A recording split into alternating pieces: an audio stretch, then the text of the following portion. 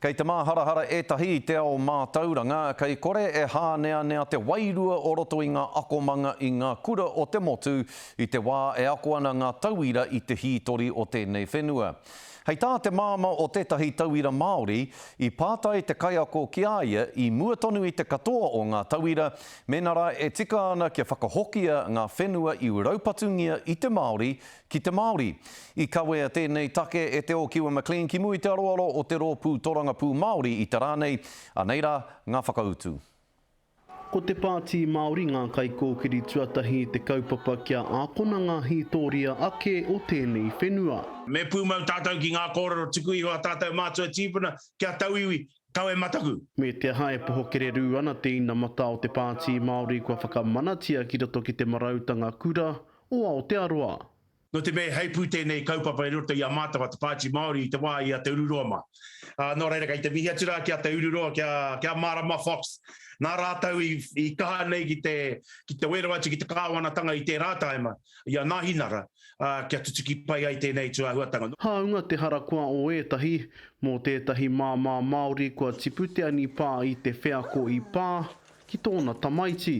The teacher had posed a question on an online Kahoot quiz, and the question was whether land should be returned to Māori, which was a yes or no question. Very closed question without any kind of context to it. My son did feel really unsettled. He felt isolated in the class, and he felt that he had to speak up for everybody, for Māori, and take on that burden by himself. Ka rekau ia i te whāki koa i te kura, engari kua whakainga taha ki te huitahi me korenoa a muri e hokia.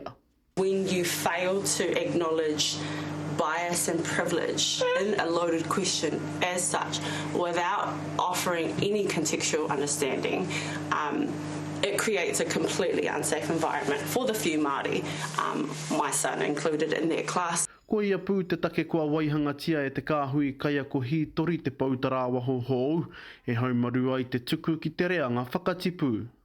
He mahi nui ko pīkauria e te pakihi o hā ki whangarei, he whāngai ngā kōrero tukui ho te tai tokerau ki ngā kaiako te rohe, mā roto i te toi Māori. For me, a culturally safe learning environment looks like a place that honours emotion and allows learners to transform that into change.